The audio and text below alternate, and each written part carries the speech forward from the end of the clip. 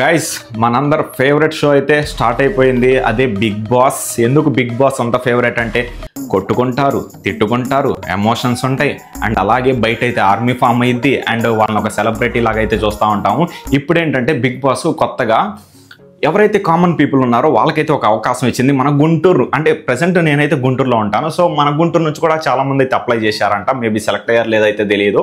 So అసలు ఈ ప్రక్రియ ఎలా స్టార్ట్ అవుతుంది అంటే టోటల్గా 45 మెంబర్స్ని అయితే తీసుకుంటారంట. 45 మెంబర్స్లో 15 మెంబర్స్ టాప్ అవుతారంట. అంటే ఆ 15 మెంబర్స్కి అగ్ని పరీక్ష అనేది పెడతారు. అంటే ఇది అగ్ని పరీక్షదో ఇదేంటంటే మెగా ఆడిషన్స్ అనమాట. అంటే జస్ట్ ఆడిషన్స్, ఇదేమి బిగ్ బాస్ అని కాదు, జస్ట్ ఆడిషన్స్ తీసుకుంటారనమాట. దీంట్లో జడ్జెస్ వచ్చేసరికి అభిజిత్ గారు, బిందు మాధవి గారు, నవదీప్ గారు మనకు తెలిసిందే. అండ్ హోస్ట్ వచ్చేసరికి శ్రీముఖి గారు. శ్రీముఖికి కూడా స్పెషల్ పవర్స్ అయితే ఉంటాయంట. అవి ఏంటి అని ఇంకా రివీల్ అయితే చేయలేదు. మేబీ నెక్స్ట్ ఎపిసోడ్లో అయితే రివీల్ అయ్యే ఛాన్సెస్ అయితే ఉన్నాయి.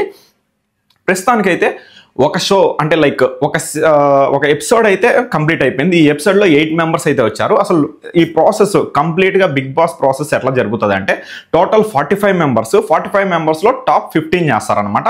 ఆ 15కి అగ్ని పరీక్ష అన్నది జరుగుతుంది అనమాట. ఆ అగ్ని పరీక్షలో 5 మెంబర్స్నే బిగ్ బాస్ హౌస్లోకి అయితే పంపిస్తారు. అది సెలబ్రిటీస్ సపరేట్ అండ్ మన కామన్ పీపుల్ సపరేట్.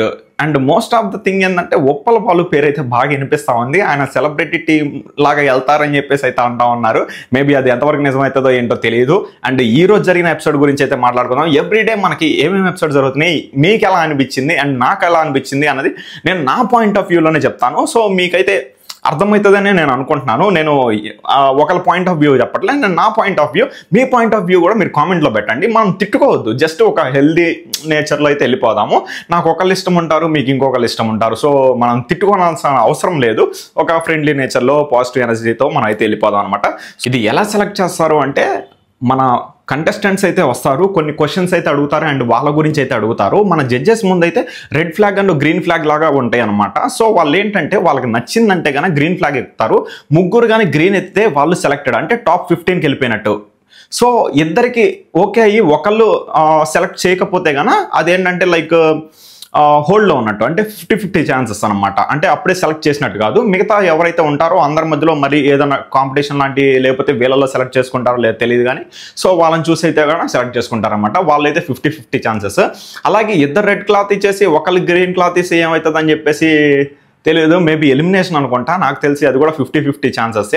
గైస్ ఇంకా ఫస్ట్ కంటెస్టెంట్లోకి వచ్చేస్తే పేరు దివ్య, విజయవాడ.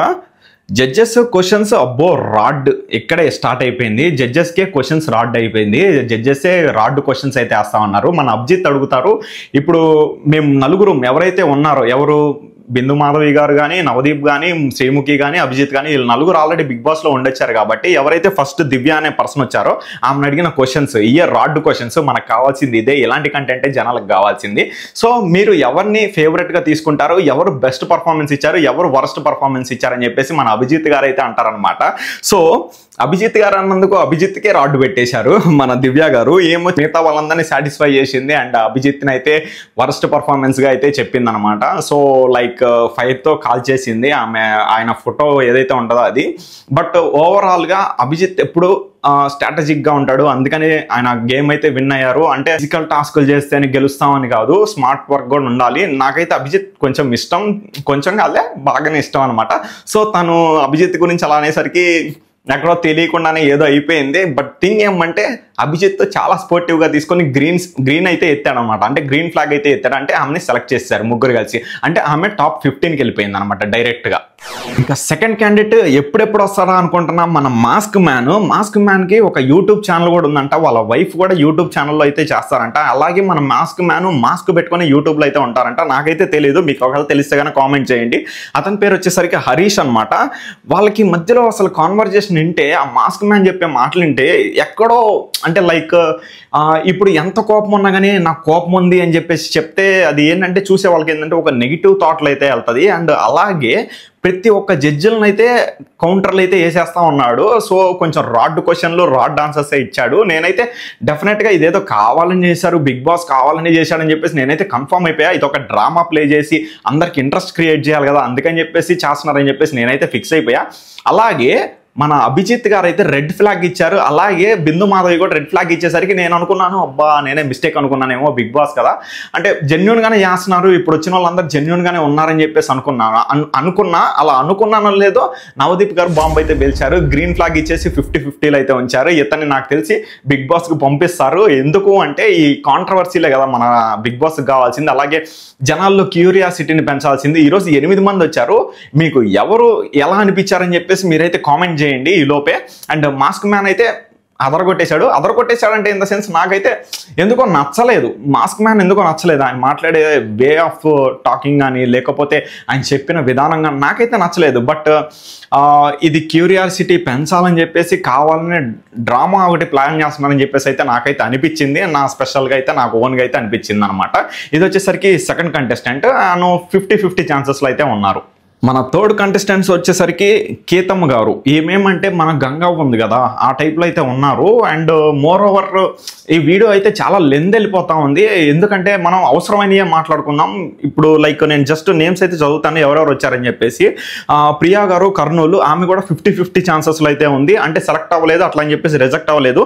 నెక్స్ట్ మన్మథ రాజా మిరియాలు కూడా ఇదే యూట్యూబ్లో మనకి మూవీస్ చూసేసి రివ్యూస్ ఇస్తారు చూసావా, ఇది కింద స్థాయి వాళ్ళకి అర్థం కాదు మినిమం డిగ్రీ చేయాలని చెప్పేసి అతనిదే అనమాట.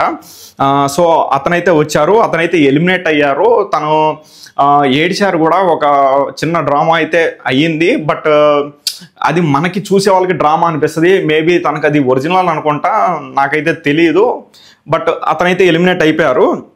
నెక్స్ట్ అబూబాకర్ అని చెప్పేసి తిరుపతి నుండి అయితే వచ్చారు. ఆయన ఫిట్నెస్ అండ్ మోడలింగ్ అనమాట. ఆయన కూడా 50-50 ఛాన్సెస్లో ఉన్నారు. నెక్స్ట్ వచ్చేసరికి మాధురి గారు వైజాగ్ ఇన్ఫ్లుయెన్సర్ అంట. తనైతే ఎలిమినేట్ అయితే అయిపోయింది.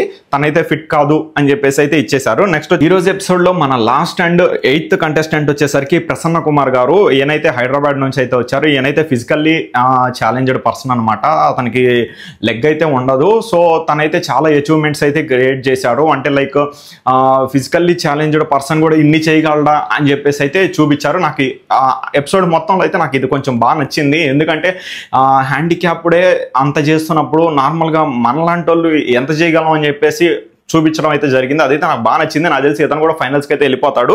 ఆల్రెడీ వెళ్ళిపోయాడు 15కి, టాప్ 15కి. బిగ్ బాస్ హౌస్కి కూడా వెళ్తాడని చెప్పేసి నాకైతే నమ్మకం ఉంది. అంటే నాకైతే అనిపిస్తుంది. సో మీకేమనిపిస్తుంది అని చెప్పేసి అయితే కామెంట్ చేయండి. సో టోటల్గా ఈ రోజు వచ్చేసరికి 8 కంటెస్టెంట్స్ వచ్చారు, గుర్తుపెట్టుకోండి. 2 అయితే సెలెక్ట్ అయ్యారు, 2 అయితే ఎలిమినేట్ అయ్యారు. అండ్ 4 మెంబర్స్ అయితే 50-50 ఛాన్సెస్లో అయితే ఉన్నారు. సో ఇదనమాట డే 1 ఎపిసోడ్కి సంబంధించిన రివ్యూ అనుకుంటారా దీన్ని, లేకపోతే డిస్క్రిప్షన్ అనుకుంటారా, లేకపోతే ఏదనుకుంటారా అనేది మీ ఇష్టం. మీకేమనిపించింది అనేసి కింద కామెంట్ చేయండి. అలాగే నేను ఇంకా ఎలా చెప్తే మీకు అంటే లైక్ ఇంట్రెస్టింగ్ అనిపిస్తుంది, నచ్చిద్ది అని చెప్పేసి కూడా మీరు కామెంట్ అయితే చేయండి. So please do subscribe CCMJ Vlogs. జై హింద్.